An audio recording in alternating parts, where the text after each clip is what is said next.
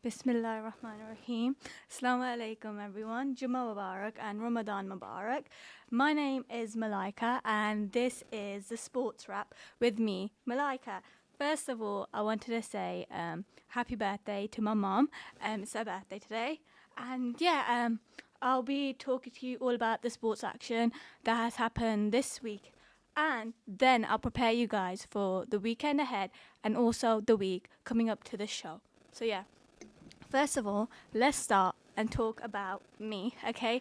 First of all, my name's Malaika. I'm a university student studying journalism. I'm in my second year and I'm an aspiring sports journalist slash broadcaster. So I really just want to get into the industry. So work for the likes of like Sky Sports or like BBC. Just want to really do sports as my day-to-day life. And as you know, I am a big fan of sports. I have my own blog called Inside Malaika's Mind, and that is on Substack. So I write about many different sports, and I write about many different sports. So it's like I write about football, I write about cricket, I write about the wrestling, write about tennis. I wrote about the boxing too. I'm just trying to expand my range, to be honest, and just get things done because I know in this career that you need a lot of experience. So enough of me now. Let's get straight into it. Okay, I'm going to start off with the 2026 T20 Cricket World Cup. It's currently taking place in India and Sri Lanka. We are 2 weeks in, and today the final group game is being played before the Super 8s are in action. So right now, Australia is taking on Oman. Australia won the toss and they have decided to bowl first. And when I was looking at the score before starting everything right now, Australia got an early wicket, so Oman have lost an early wicket. And I feel like this is a game that Australia will win, but they are out of the tournament. Both sides are out of the tournament. And yeah, it's unfortunate for Australia, to be honest, because you don't expect a team like Australia to be out just before the group stages. And when I was doing like my statistics for this, it's the first time since 2009 that Australia have been knocked out of the group stage, and it's just showcasing that I feel like they've got the team selection really wrong. And it's I really feel like that has cost them this time round, because I think they should have played like Steve Smith and all the people that did well in the Big Bash League, but they didn't. They went for like Tim David and Cameron Green, and I felt like that really cost them because they haven't been making the runs. But we'll talking about the Super 8 teams. The 8 teams are the West Indies, India, South Africa, England, Sri Lanka, New Zealand, Zimbabwe, and Pakistan. And that is in the order of which each team qualified. So Pakistan were the last team to qualify. And in Group 1, because there is 2 groups for the Super 8s, Group 1 has India, Zimbabwe, and it has South Africa and the West Indies, and they will play all the games in India because this World Cup is being hosted in India and Sri Lanka. And then in Group 2 consists of England, Pakistan, Sri Lanka, and New Zealand, and they'll play all their games in Sri Lanka, which might be a bit of a problem for some of the teams, because some of the teams have been playing in India, and like the likes of Pakistan, they've just been playing their games in Sri Lanka, so that could be causing a clash, but who knows what will happen. But the top 2 teams from each group progress through to the semi-finals, so the winner of Group 1 will face the runner-up of Group 2, and then vice versa for a place in the final. And talking about yesterday, it was an action-packed day at the T20 World Cup. Several teams signed off the group stages in style. West Indies have been amazing this World Cup. They maintained the perfect run and they won. They had 42-run victory over Italy. And Zimbabwe also topped Group B after a stunning 6-wicket victory against Sri Lanka. And I'm just having a word on Zimbabwe because no one really expected them to get through to the Super 8s. And I myself am a big Zimbabwe fan because one of my best friends is from Zimbabwe and she doesn't like sports. So this is just me, sporting her for them. So Zimbabwe have been amazing. They beat the likes of Australia and they beat Sri Lanka yesterday. And very unexpected, but good for them. It just shows how close this tournament has been. And then also the last game of the day was Afghanistan defeating Canada by 82 runs. So they finished the tournament off with 2 wins, though both sides are eliminated from the tournament. talking about this tournament, before coming into it, there was a lot of talk, like political talk, because Bangladesh wanted to play their games in Sri Lanka after Mustafa Rahman got released from the IPL due to mistreatment of Hindus in Bangladesh. So the IPL, so Kolkata Knight Riders, released him because of that, even though it wasn't his fault. Bangladesh were like, we don't want to play our games in India. We don't feel safe here. But they didn't listen. ICC replaced them with Scotland. And that has caused a bit of controversy anyways. So coming into this, we didn't know how good the cricket would be. But I feel like the cricket has been amazing. It has been so close. So Zimbabwe have been amazing. Even Italy, they've just put up a really good fight. So yeah, there was more news in cricket, and that was yesterday. It was announced by the BBC that Pakistan cricketers are not being considered by Indian-owned sides for next month's 100 auction. And I feel like that is such a shame. We all know that Pakistan cricketers don't play in the IPL. They don't play in the SA20. And that is because they have Indian owners, the teams. And obviously we know the politics between India and Pakistan. But I feel like this is ruining cricket because you want Pakistan to grow. You want Pakistan to get better. But if you're not letting them play in these franchises, they won't get better. But yeah, the 100 now is being owned, a lot of them is being owned by Indian teams, like Indian owners. So like you have Manchester Super Giants, MI London, Sunrisers Leeds and Southern Brave. They are owned by Indian people, and they control IPL teams too, as well as the SA20. So yeah, that has caused a lot of backlash, but it's one of them. I really hope that ECB don't allow this, but at the same time, it's not in their position anymore because the IPL, like the Indian owners, are owning most of this. They have the money, and money talks, doesn't it? Anyways, coming off from cricket, we are going to talk about the Winter Olympics. So we're into day 14 of the Winter Olympics. So we now only have 2 days to go. And the 2026 Winter Olympic Games, they've been held in Milan and Cortina d'Ampezzo in Italy. They started on February the 6th and they're ending on the February 22nd. And it's featured around 2,900 athletes from over 90 nations, competing in 116 events across 16 disciplines. So let's talk about the medal table. Currently, Norway are leading with a total of 34 medals. They have 16 gold medals, 8 silver and 10 bronze. So in second place, it is Italy, and they have 26 medals, 9 are gold, 5 are silver and 12 are bronze. Then, you have USA in third with 25, 7 gold, 12 silver and 6 bronze. And talking about Great Britain are in 14th place. They have only 3 medals, but all of them are gold. So that is a positive. And they might have hopes of winning another medal today. They are most likely. But talking about the Winter Olympics, I know big fan of the Olympics myself. When it's like, in the summer we have running and all sorts. Winter Olympics is quite different, and it just shows how much sports there is in this world.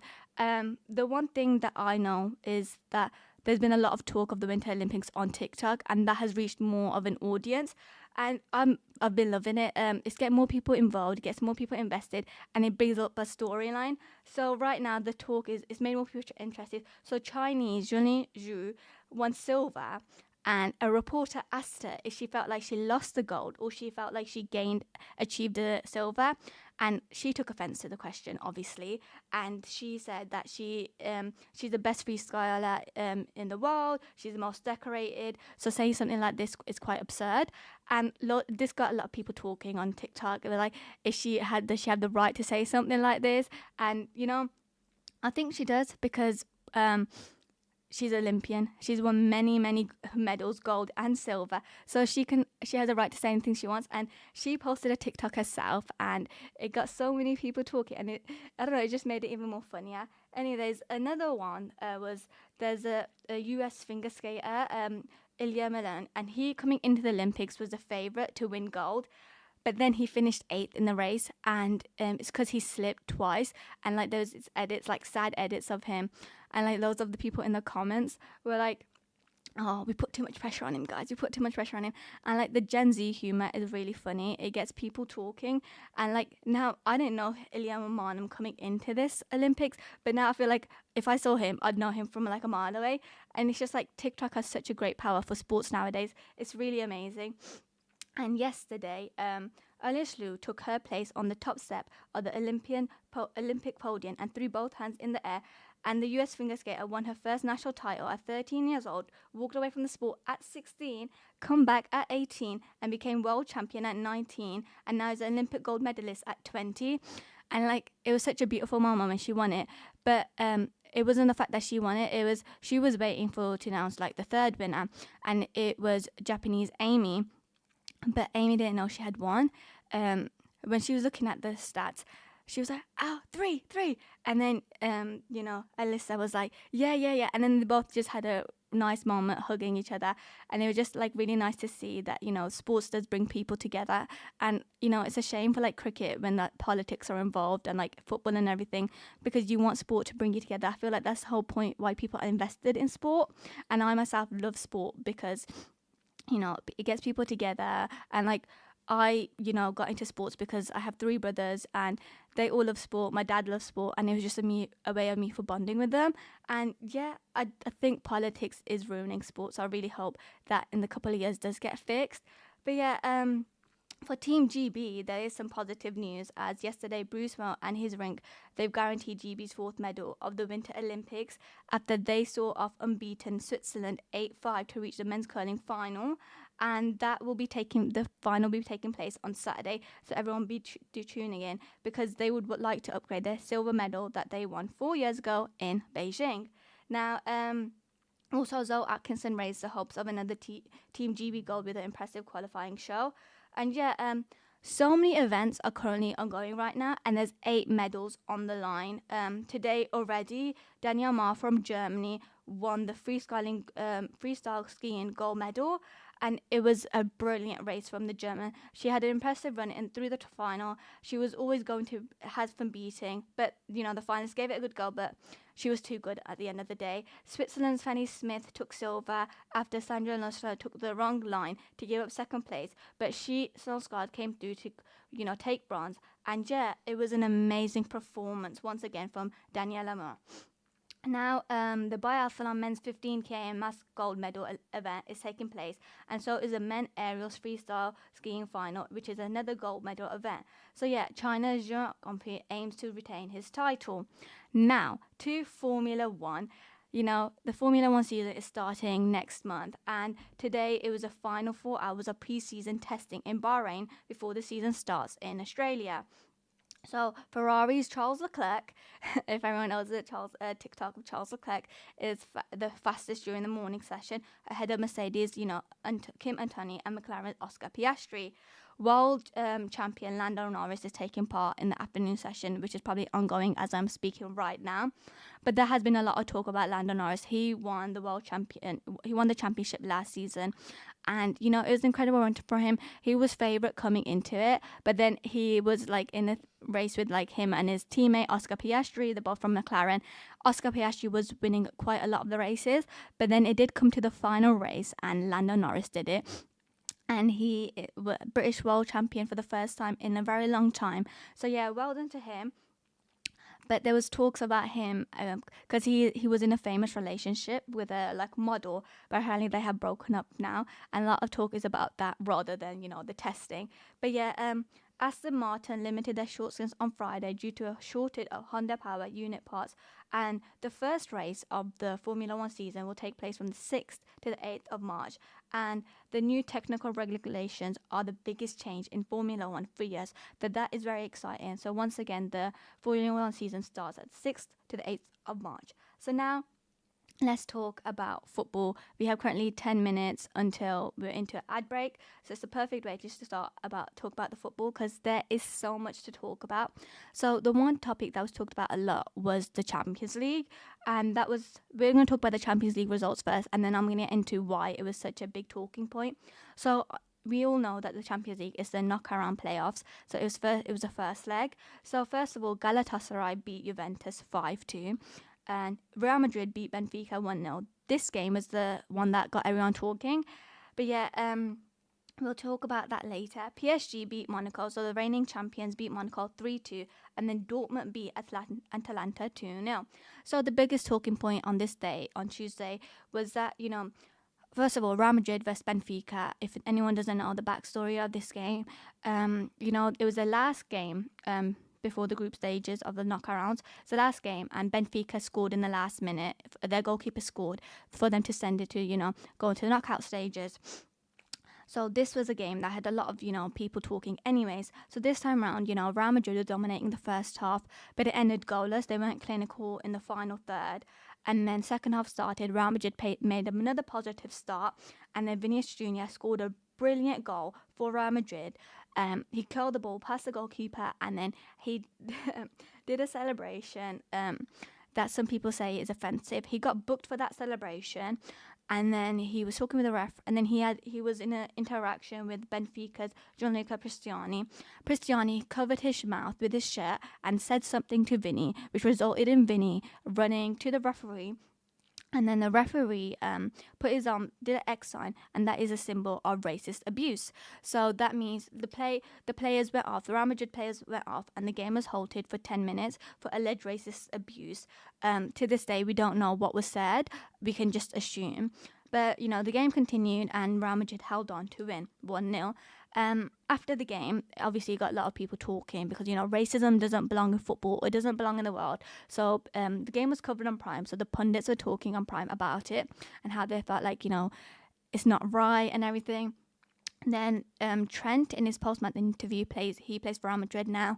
He said that, it's a disgrace, shouldn't be allowed whatsoever. And then Benfica's manager, Jose Mourinho, he formerly managed Real Madrid, managed Chelsea, Manchester United, and even Tottenham. He's managing Benfica right now. And he basically implied that this is Vinicius Junior's fault. He said that wherever Vinny goes, something like this happens. And I was like, this is absurd. How are we saying something like this? How are we blaming someone that's got racially abused? Because, how are we blaming them at all? I don't understand. And it really got me talking. It really infuriated me because I was like, how is this allowed? Like, you cannot blame the player. Yeah, Vinny did a celebration that got people angry. But, that's okay because, that's the type of player he is. And just because he's good doesn't mean he is targeted to racist abuse. I don't know. It just really annoyed me that he said something like that. An experienced manager that knows English very well said that. So he knows what he was saying. Anyways, so going on to the Wednesday now, Newcastle beat Karabakh 6-1 in the Champions League. Anthony Gordon scored 4 goals.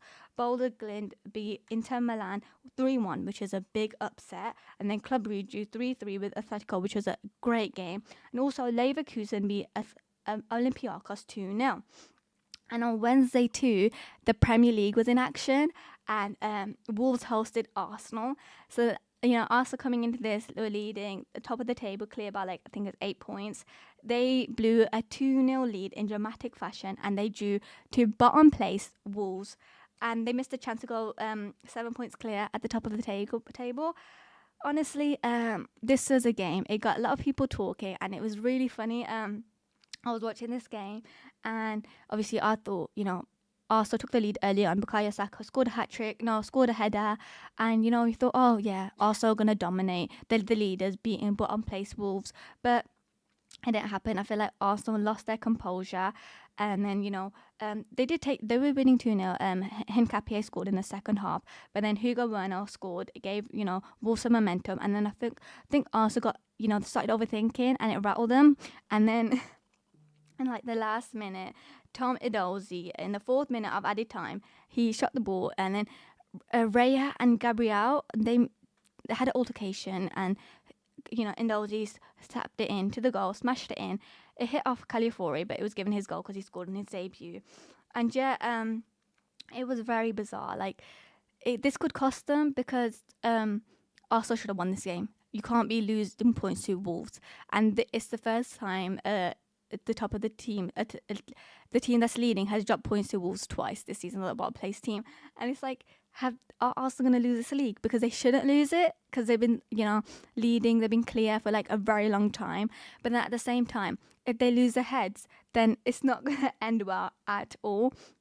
So yeah, it's quite funny to see, at the end of the game, those are Arsenal fans were talking, and they were blaming the weather, saying it was too cold, it was too windy, and that, that's why they lost points, which is very absurd.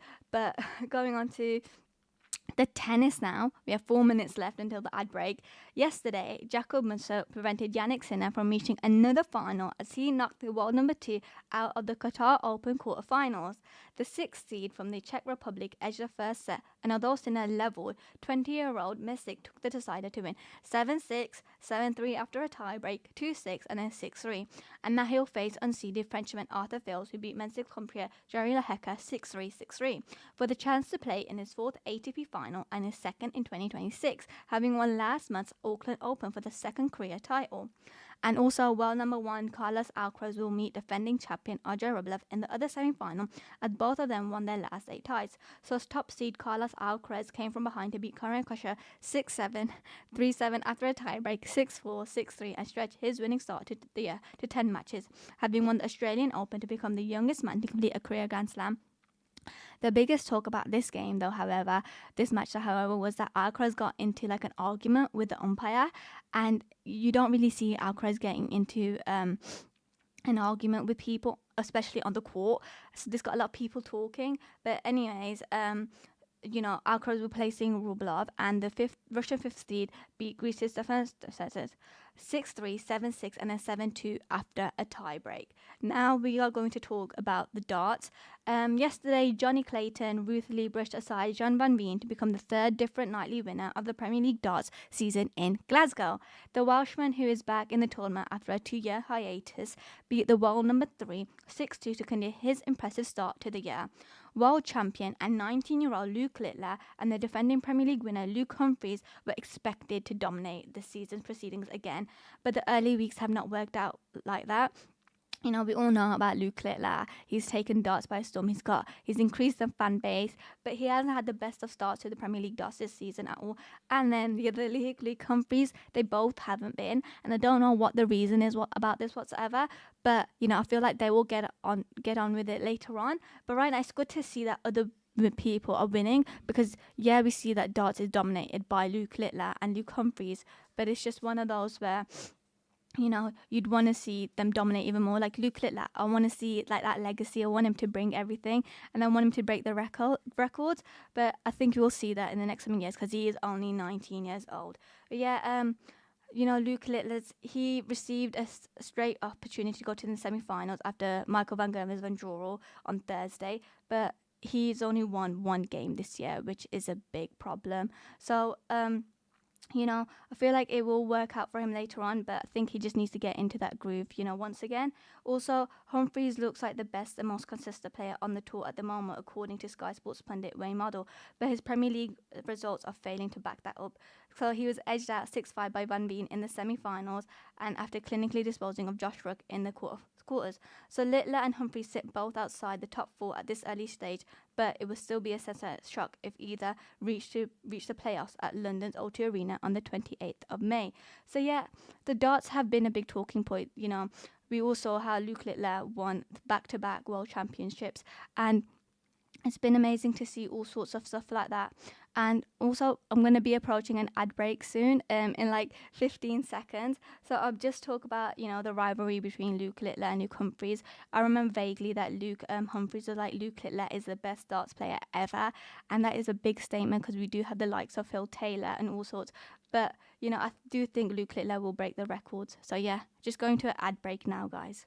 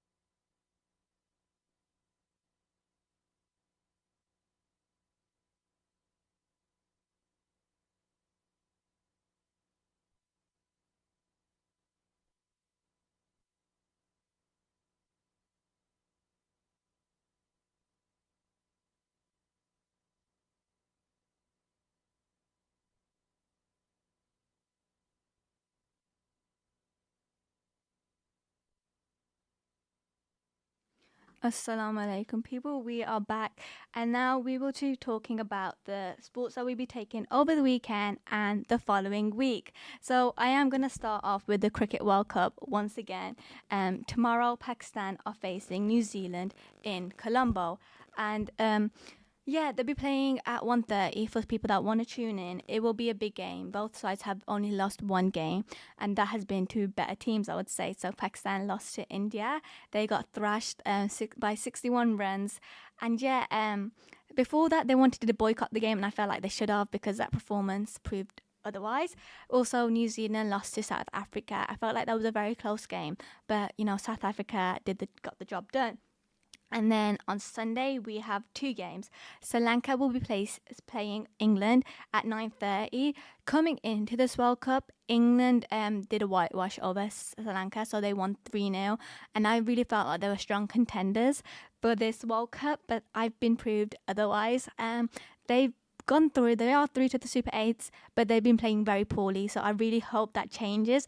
And I did an article on them saying why can't they be strong contenders, and I really hope that they prove me right. So yeah, that is followed by India playing South Africa at 1:30. And this is a repeat of the 2024 T20 final. So that is very exciting. I feel like it will be a good game, but I do think India will win that one. On Monday, Zimbabwe will be facing West Indies at 1:30. I'm fans of both of these teams, to be honest. I feel like West Indies have been doing a great job, and also Zimbabwe have shocked everyone. So if they carry on doing these upsets, why not? Like, I really hope they do the upset against India, but we never know. And then on Tuesday, it is the big one. It is England facing Pakistan at 1:30. I think this is a good game because obviously, being a Pakistani living in England, we do have those clashes. But also because both sides, yeah, they have good players, and coming to this, World Cup, they were in good form. But it's been proved otherwise. I feel like Pakistan played amazingly against Namibia. Like, Sahara Farhan made 100, the first T20 men's 100 in the World Cup for a very long time. But it's going to be a very close game. I do think England will get the job over Pakistan. But yeah, on Wednesday, we have Sri Lanka facing New Zealand. That is at 1:30. I feel like New Zealand will do it. Sri Lanka are amazing, but those are the players who got injured so far. And the game that they played yesterday against Zimbabwe, they ended up losing that game because they were missing their key players. And yeah, I think that might cost them. But on Thursday, we have two games. So it's West Indies playing South Africa at 9:30. And then you have India playing Zimbabwe at 1:30. I hope that is a big upset cause there, but I don't think it will. I think India are strong favourites for this World Cup. They played amazingly against Pakistan, but it wasn't really that much of a fight because Pakistan didn't really show up. So yeah, they had a close contest against USA and Netherlands, but it's just one of those that India are strong favourites to win everything because they have the money, they have the players, and yeah, I think India are strong favourites to retain this World Cup. Anyways, talking about the Olympics, moving on swiftly. Today at 3:30, the women's 1500 meter speed skating gold medal event is scheduled, and then at 6:05 is the men's curling bronze medal match that is scheduled also. Team GB are playing on Saturday. They will either get a gold or silver medal in this event. And also at 7:28, the men's freestyle half pipe final run 3 gold medal event is scheduled. And also at 8:30, the men's 5000 relay short track speed skating gold medal is also scheduled. And then lastly, at 9:07, the women's 1500 meter short track speed skating gold medal is scheduled. So this weekend is the final, days of the Winter Olympics. After 16 days, it will all come to an end. But there's so much on the line still. I can't wait for the closing ceremony. I feel like the ceremonies of the Olympics, always, are amazing. On Saturday, 10 medals are on the line, and then on Sunday, it's 4 medals on the line. So, as I was talking about the tennis earlier on in the show, the Qatar Open, final is taking place on Saturday. So, Carlos Alcaraz is playing Alexander Rublev in the first semi-final, which is today, and then later on, it's Arthur Fels is taking on Jacob Mendes. So now we will swiftly move on once again to the football. And I am joined by Samara, and Samara will be doing her predictions on this game. So, firstly, Samara, how are you doing today? I'm good. How are you? I'm amazing. So, if you'd like, just give a short introduction on like who you are and what you do as also. I'm Samara, and to be honest, I like football. Is there a team that you support? Again, if I'm honest, I don't really support any teams because I don't really follow it that much. Yeah. But do you? Yeah, I'm a big Liverpool fan. We haven't been the best this season, but it's okay. It's okay. I try to convince you to support Liverpool because then we could be in this together. Real. So let's talk about the Premier League. So obviously, on Saturday, the Premier League is back in action. Aston Villa play Leeds. Who do you think is going to win that game? I feel like Aston Villa might. Yeah, I think Aston Villa have been in really good form this season. So yeah, another game is Brentford versus Brighton. Who do you think will win? Maybe Brighton. Ooh, that is a shocking one because Brentford have been really good this season. But you know what? If Brighton win, that is all because of you. So Chelsea are facing Burnley. Who do you think will win that? I've heard Chelsea a lot. I've never actually heard of Burnley. Sorry to all the people that live in Burnley. So yeah, Chelsea are under new manager Liam Rosenior. They have had a lot of investment in their team. They have a lot of young players while Burnley are facing relegation. Anyways, West Ham facing Bournemouth. Who do you think will win? I'll say West Ham. Really? So, West Ham are in the, relegation zone. They're in the battle. If they do get this win over Bournemouth, they will get out. But, will they stay up? That is a big question. Then the last game on Saturday is a big one. It's Manchester City versus Newcastle. If Manchester City win this game, they, reduce the lead, Arsenal's lead at the top of the table. So who do you think will win? Let's hope Man City, sorry. Man City. Yeah, I really hope so too. Because, if they do win this game, I feel like the title race will get closer. And that's what we want to see. We want to see the title race go to the final wire and for Arsenal to bottle it. Anyways, on Sunday, Wolves are away to Crystal Palace. And that's a 2 p.m. kickoff. Coming into this, Wolves' ex-player, Jurgen Strand-Larsen, moved to Crystal Palace and he's been amazing there. But you all know that Wolves are 20th in the league, so that is bottom place. Their striker, Jurgen Strand-Larsen, didn't score. He scored one goal and now he's moved to Crystal Palace, the better team, obviously, and he's been scoring goals. Who do you think is going to win that game? According to all the facts that you've given, I feel like Crystal Palace might win. Yeah. I think it'd be amazing though to see Wolves do the upset on Crystal Palace because, Jurgen Strand-Larsen moving and all sorts. And then also it's Nottingham Forest playing Liverpool. Nottingham Forest do have a new manager in charge, but they are in the relegation zone too. So who do you think will win that game? And be careful because I support Liverpool. I'll say Liverpool then. That wasn't a threat. Also, Sunderland face Fulham. It's another 2 p.m. kickoff. Who do you think is going to win? Maybe Fulham. Ooh, that is a surprise on Sunderland have been good. And now the biggest fixture of the weekend is the London derby. So it's Tottenham versus Arsenal. Tottenham, once again, have a new manager. It's an interim manager. They face Arsenal. Arsenal drop points against Wolves. Who do you think will be winning that game? Tottenham does have a new manager. That is interesting. But Arsenal could win. It could be possible. Do you think it'd be a close game or do you think Arsenal will dominate? Maybe Arsenal will dominate. Yeah, I'm thinking so too. I don't think Tottenham have it in them to, cause an upset. Also, lastly, Game Week 27 wraps up with a Monday Night Football special as Everton host Manchester United. Who do you think will win that game? Perhaps Man United. Yeah, I think so too. Now, do you watch women's football? I do sometimes, but not often. I think you should be watching it. This weekend it's the Women's FA Cup 5th round.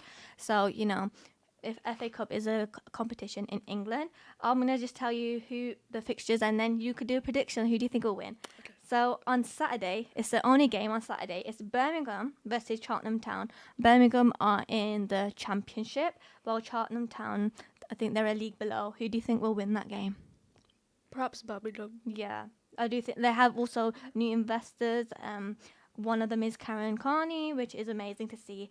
And then on Sunday, there's so many games on Sunday. You have West Ham facing Brighton. Who do you think will win that game? I'll say West Ham. Ooh, West Ham are in the relegation zone with Liverpool at the bottom of the table, but you know, it is the FA Cup. Anything can happen in the FA Cup. So Arsenal play Bristol City at 1. Arsenal are a very good team. So who do you think will win that game? Arsenal. Is there a score that you think? Because I feel like this might be a domination. Can you expand on that? So like, who do you think would win? Like, how much do you think? Like by 4 goals, like 4-0, 2-0, 3-0? What do you think? Maybe by 2-0? Yeah. Also, Chelsea play Manchester United. This is a repeat of last year's FA Cup final. It's a very, very close game. Who do you think is edging it? That's a hard one to think about. Yeah, that does get a lot of people thinking it's very close. Could go either way. What do you think? I think Chelsea will probably win like 1-0. First. What about you? Maybe Chelsea then. I'm persuading her, guys. Anyways, Manchester City host Sheffield United. You know, Manchester City are on top of the WSL. They're doing very well in the league. So, you know, this could be, you know, a dominating performance by them, or Sheffield United could cause an upset. What do you think will happen?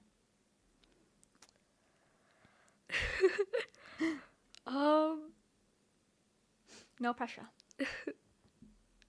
Who are the teams? It's Manchester City and Sheffield United. I'll say Manchester City. Yeah, expected. And then this is a game. Oxford play Cheltenham at 2 p.m.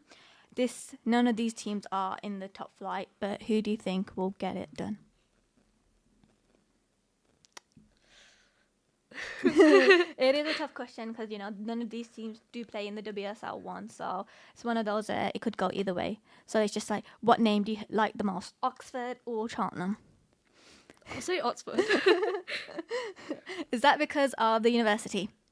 Yeah, it's a nice name. Yeah. And then I think one of the biggest games of the weekend is Liverpool hosting Everton, the Merseyside derby.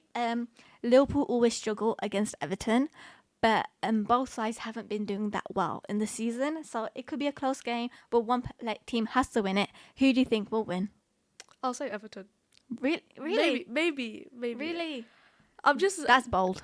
I'm basically guessing here. Yeah, but you just said that against a Liverpool fan, and Ooh. this is a big game for Liverpool because Liverpool don't get the job done. So for you saying that, I don't think we're friends anymore. Anyways, lastly, to end it all off, on Monday, London City Lionesses hold Tottenham.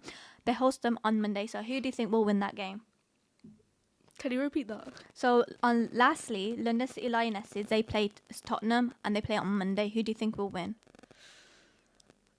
There could be a chance that Tottenham win, but it's not likely. Oh, that would cause a big upset. Tottenham have been playing really well this season, but you know, I think you should start watching the women's games. They're very affordable to go to, and like Wolves women, they don't play in WSL 1. They don't play in WSL 2. They play like the League 1 of the women's football, but the tickets are always affordable. I've been to a couple games myself, and the environment's just a lot better. Like, I don't know if you've been to a lot of men games, but it's very hostile. Like, Yeah. it's just a lot because these men take it a lot seriously, and there's nothing wrong with that. But then sometimes it gets past the point. Like in the women's game, everyone's a bit nicer, and you're like, it's more of a community. So I think you should be going to one of those games. The Wolves women do play at Telford though, but they do play some of the games at Molineux, so it is one of them.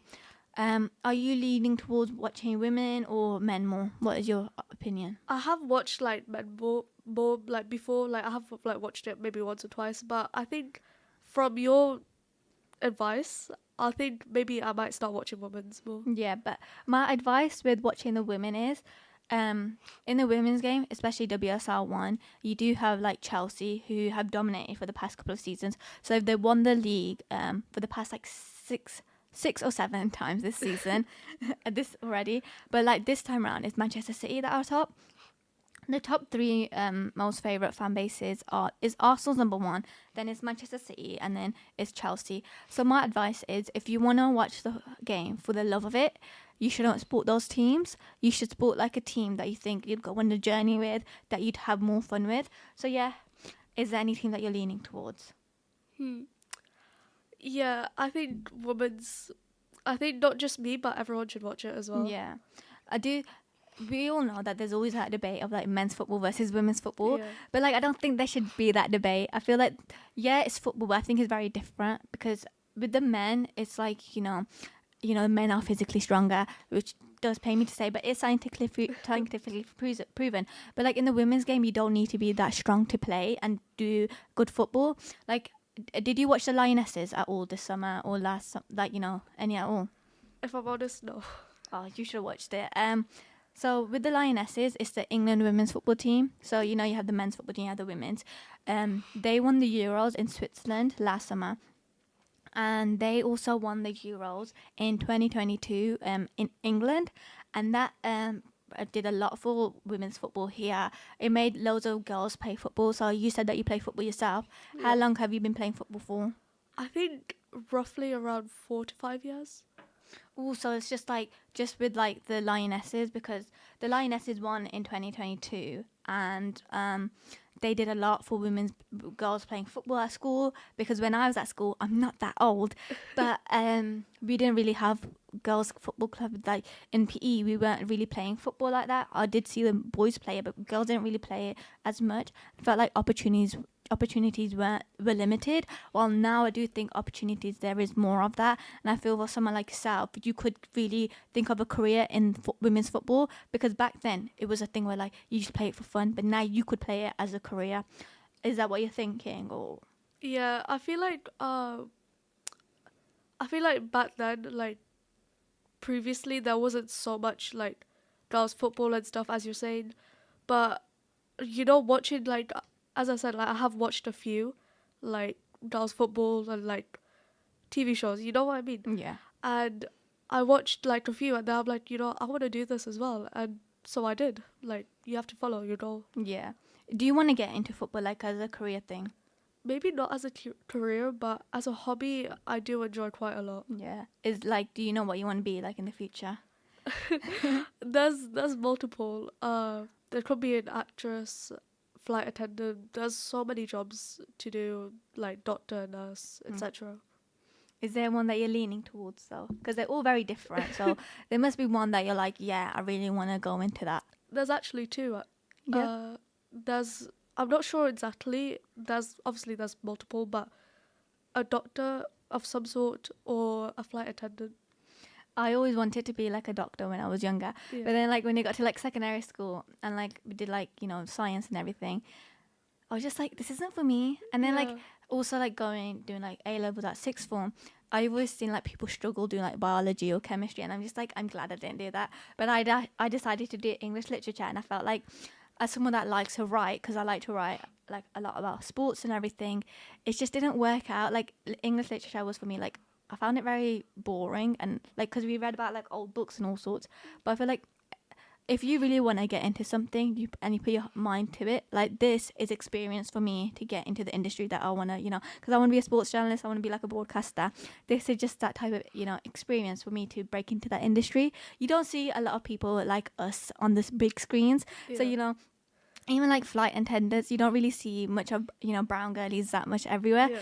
Okay, yeah, you do see them as doctors, but as you should be. But yeah, just trying to break into that industry. I am going to talk about the Champions League now. So I did talk about it previously, like at the start. We was talking about the first leg. It's the second leg now. It's going to be on Tuesday and Wednesday.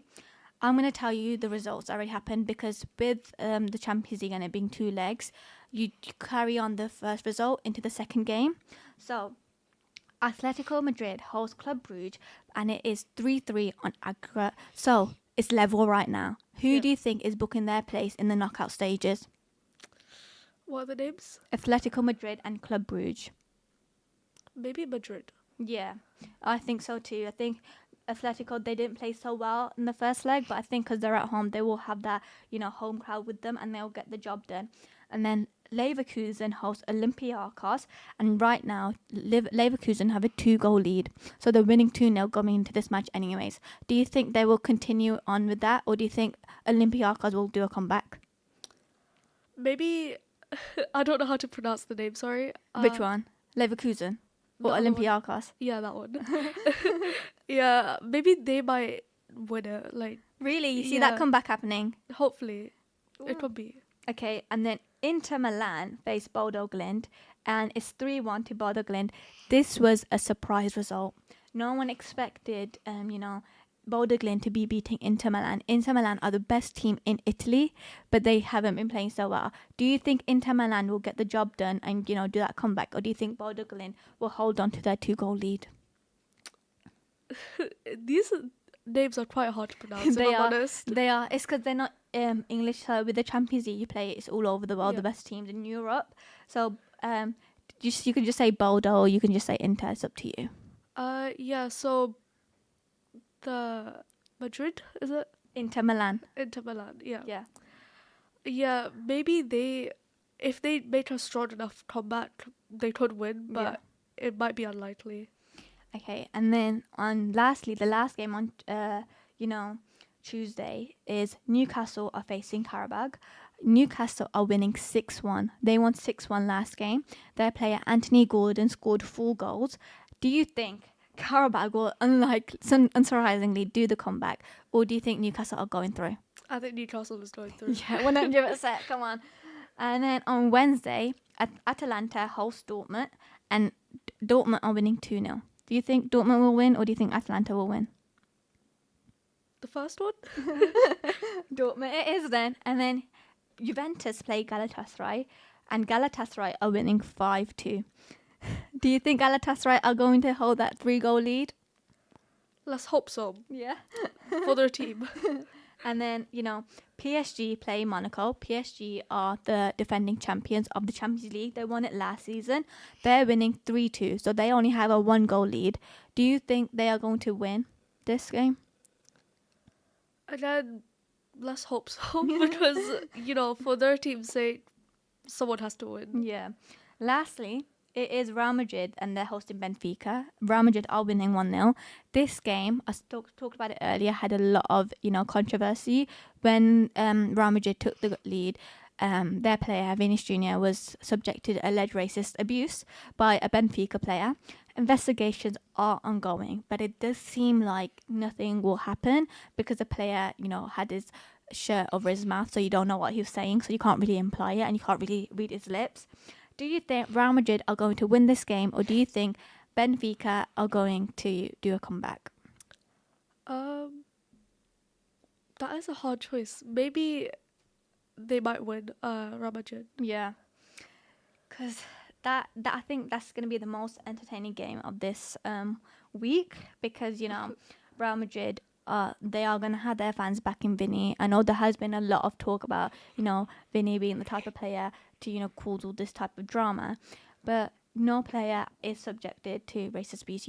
It's not allowed. Like it shouldn't be okay. And I feel like the Real Madrid fans should have Vinny's back in this situation. I know a lot of Real Madrid fans that they think this was unacceptable, the stuff that happened to Vinny this time around.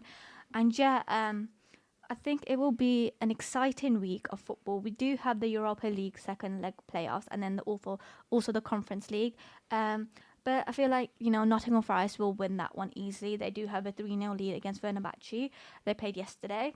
And also in the Conference League, it might be a close one. Crystal Palace face Dinski. It's 1-1 on aggregate. But Crystal Palace should win because Crystal Palace are the better team on paper. But yeah, that will keep you guys busy until we approach Friday, where I will join you again and speak about the sport. We have 10 seconds left of this show until another ad break. And yeah, I will see you all guys next week, inshallah. And hopefully we do have another great week of sports. So yeah, that is me done for this, and I'll see you next week. Bye.